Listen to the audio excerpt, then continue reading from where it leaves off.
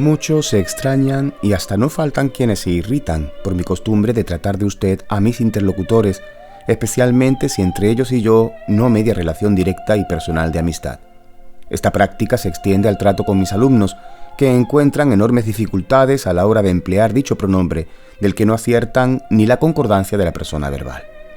Y esto es algo que a mí me llama la atención más que a ellos, pues se trata de una forma otrora muy extendida en mi tierra, donde hasta hace no mucho los hijos trataban de usted a sus propios padres, no por quererlos menos, sino por respetarlos más.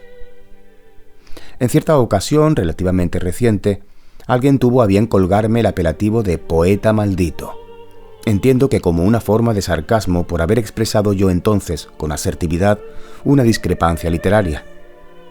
Quien me endilgó semejante título honorífico trataba así de contrarrestar mi desprecio, reconozco que indisimulado, hacia esa posliteratura que algunos han dado en llamar poesía pop tardoadolescente y que yo denomino simplemente basura.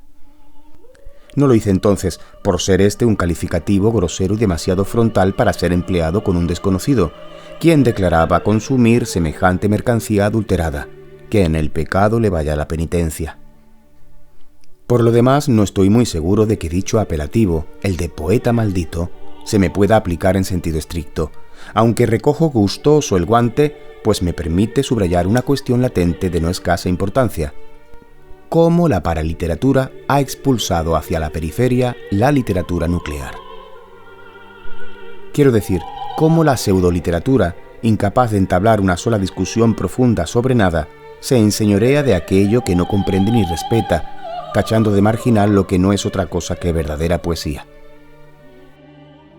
Para quienes no estén familiarizados con esta expresión, diré que poeta maldito es un sintagma acuñado por mi tocayo Paul Verlaine en un texto ensayístico de 1888, para referirse a los poetas simbolistas postrománticos del siglo XIX francés, Rimbaud, Mallarmé o el propio Verlaine, bajo el anagrama de Pobre Lelian, y más tarde extendido a autores como mis adorados Baudelaire, Allan Poe o Nerval, cuyas vidas y obras escandalizaron a su época, ya que rompían con la moral burguesa imperante.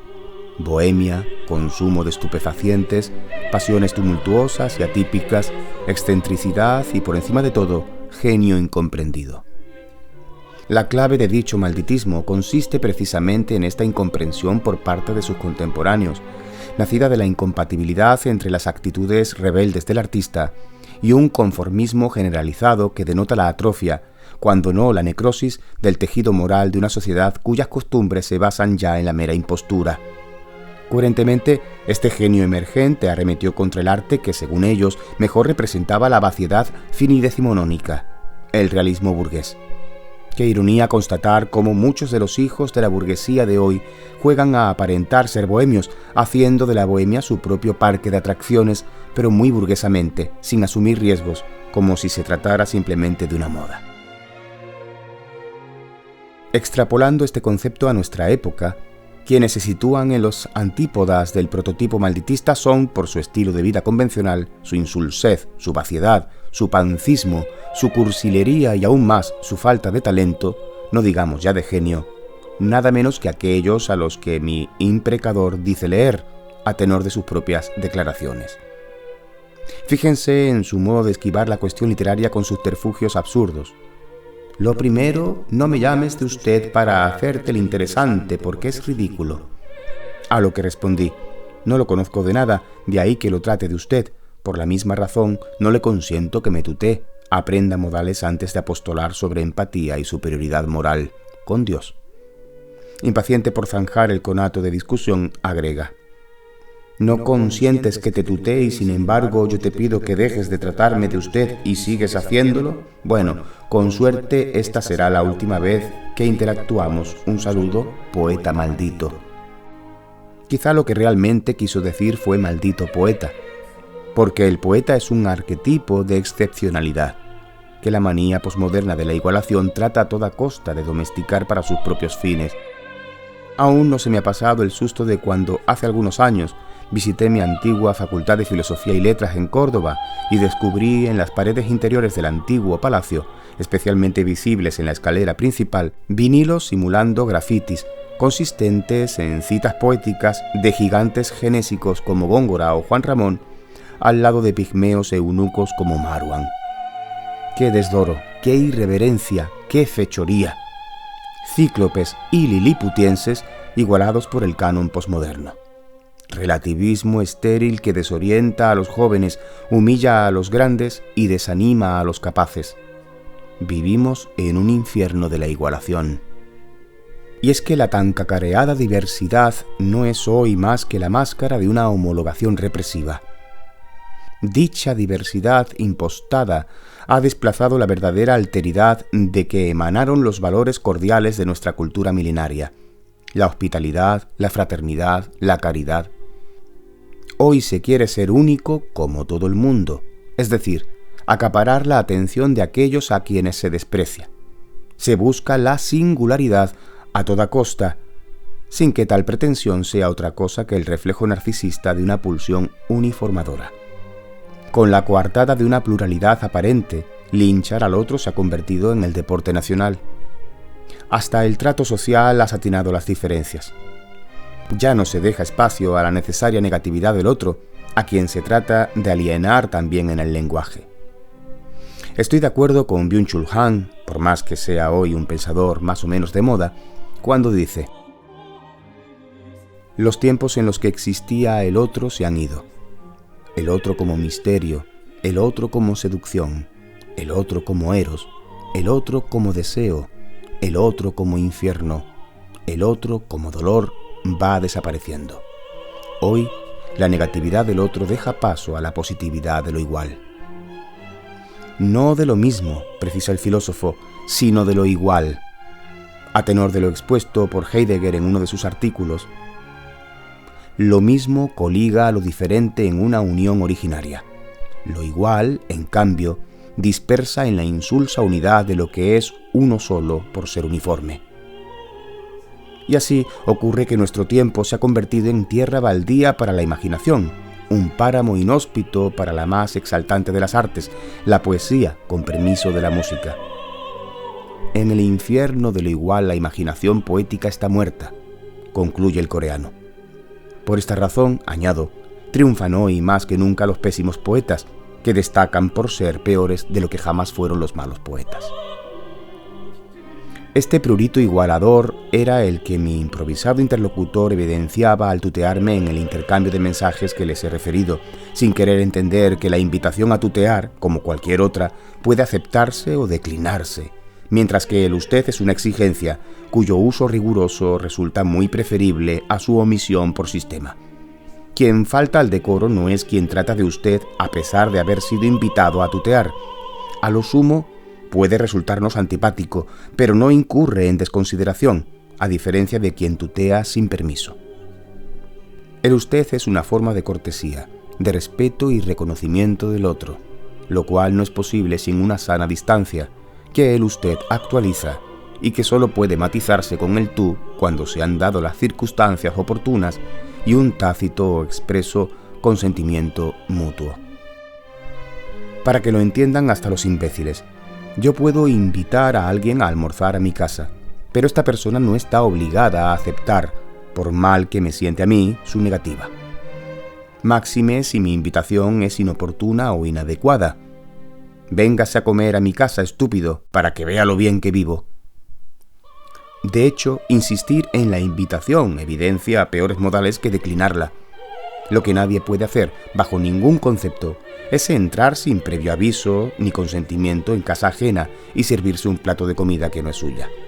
Esto sería un atropello intolerable de la intimidad y un atentado contra la propiedad ajena, algo que el Código Penal recoge como allanamiento con agravante de daños. Y más o menos es esto lo que hace mi interlocutor con la mayor de las groserías. Me tutea de primeras y sin conocerme de nada, y me invita a tutearlo porque, según él presume, el usted le suena ridículo y con ello no trato más que de hacerme el interesante.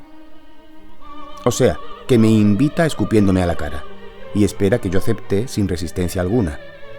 Esto no es hospitalidad, sino secuestro, no es amabilidad, sino mala voluntad. Dar la bienvenida con un puntapié denota la ternura de una arpía. Desde que los hombres dejaron de llevar sombrero y nuestra sociedad desechó el usted, todo lo que respecta a la convivencia va de mal en peor. Y puede que lo de llevar sombrero sea correlación, pero lo del tuteo es causalidad.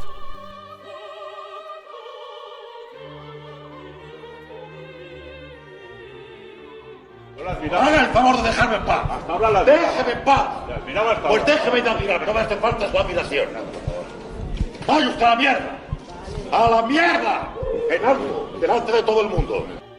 Al pretender igualarlo todo, por mor de un mal asimilado complejo de inferioridad, y como siempre se iguala por abajo, el Homo Ibericus Hispaniensis ha olvidado conjugar el usted, forma que rechaza de pleno.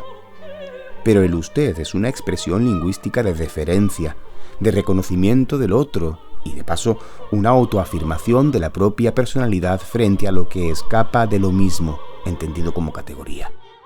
Hoy, en cambio, identificamos erróneamente la más mínima gentileza con la presunción y la extravagancia, equiparando la cordialidad a la descortesía. Por esta adulteración de las costumbres nos hemos instalado en la más abrumadora confusión, en la incivilidad autosatisfecha, en el desorden de lo igual. Hemos expulsado las antiguas virtudes de urbanidad y don de gentes para abandonarnos a la descortesía, al injustificado exceso de familiaridad, a la irreverencia sin gozo ni causa. La exquisitez nos suena a mito absurdo. Hemos desterrado de nuestras vidas el civismo y nos hemos vuelto malcriados, desatentos, terriblemente descuidados en el trato, negligentes, deslenguados, insolentes. Como les confesé al inicio de este vídeo, trato de usted a mis alumnos con una desengañada esperanza de reciprocidad. Creo que es sano establecer unos límites, una cierta distancia, sobre todo porque me asiste el convencimiento de que la autoridad del docente es más necesaria para el alumno que para el propio enseñante. Sin esa autoridad nada puede ser aprendido. Cuando un profesor hace las veces de colega de sus alumnos, como cuando un padre pretende ser amigo de sus hijos, se está traicionando el sagrado deber de ambos. No es libre quien se iguala al superior, sino quien comprende cuál es su lugar en el mundo y va haciéndose con las herramientas que le permitan transformarlo. Fue Jacques Lacan quien muy acertadamente habló de la imposibilidad del goce sin freno como negación absoluta de la ley moral, ya que para acceder al goce de la transgresión es previamente necesaria la ley. Llegamos en este punto a la fórmula según la cual una transgresión es necesaria para acceder al goce y que, para esto muy precisamente sirve la ley. La transgresión en el sentido del goce solo se logra apoyándose sobre el principio contrario, sobre las formas de la ley. Vemos aquí el estrecho nudo del deseo y de la ley. Jacques Lacan, La muerte de Dios. Sin duda, esta cita de Oliverio Girondo no puede ser más oportuna. Impongámonos ciertas normas para volver a experimentar la complacencia ingenua de violarlas. Ruboricémonos de no poder ruborizarnos y reinventemos las prohibiciones que nos convengan antes de que la libertad alcance a esclavizarnos completamente, exclamaba el poeta argentino.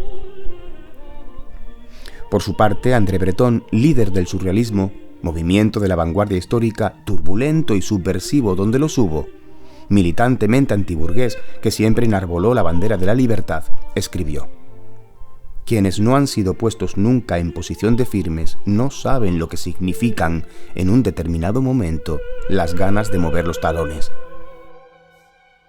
Y así me digo, qué honor y qué placer ser un maldito entre los benditos santurrones de la moral actual.